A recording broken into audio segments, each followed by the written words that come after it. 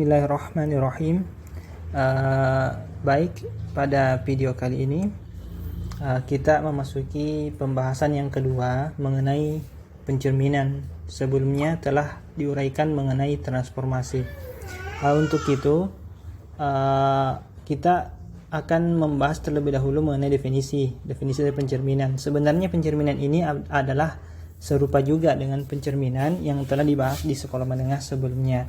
Namun kita mempelajarinya di sini secara lebih bisa dikatakan secara deduktif. Kita mulai dari definisi, kemudian bergerak ke bagaimana mengatakan suatu pengaitan atau suatu mungkin transformasi nanti itu menjadi pencerminan. Atau mungkin ya lebih ke ini saja sih, lebih ke mengatakan bahwa pencerminan nanti itu adalah transformasi, dan mungkin contoh-contohnya nanti yang ini, yang spesifik pencerminannya. Pertama kita lihat dulu definisinya. Untuk definisinya sendiri, pencerminan pada sebuah garis S. Jadi di sini harus kita punya garis S, katakanlah garis S adalah suatu fungsi ms. Jadi notasi untuk pencerminan kita katakan ms, m kapital indeks S, yang didefinisikan untuk setiap titik P pada bidang V sebagai berikut. Perlu diingat bidang V ini seperti yang sebelumnya, dia itu harus bidang Euclid atau R2. Definisinya sebagai berikut. Pertama, jika titik P itu adalah anggota dari garis, maka MSP-nya adalah P sendiri. Jadi peta dari P itu adalah P sendiri kalau P-nya diambil di garis S. Kemudian jika P-nya bukan anggota S, maka MSP-nya adalah P aksen, sehingga S nanti adalah sumbu dari ruas garis P aksen. Seperti itu.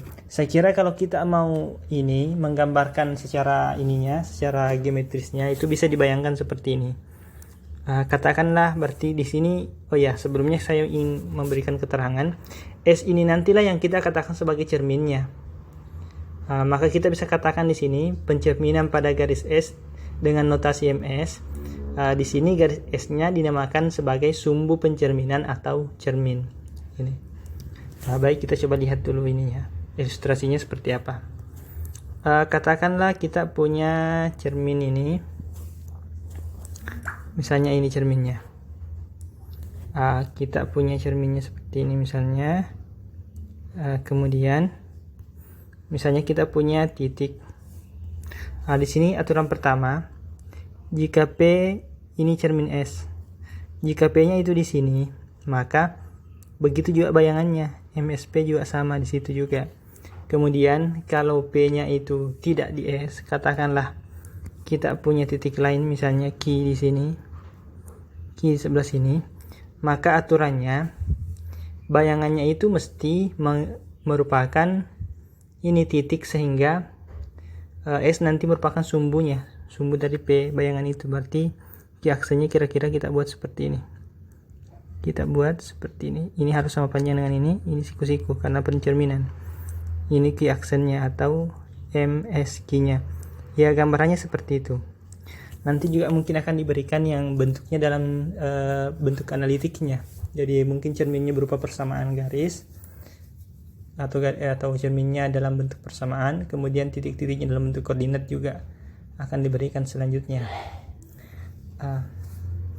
Saya kira kemudian selain di sini, kalau misalnya kita punya titik lain lagi, katakanlah titik R, misalnya dia di sebelah sini misalnya R-nya, itu sama, kita cukup buat supaya S-nya nanti menjadi sumbu, garis sumbunya ini mesti sama panjang dengan ini.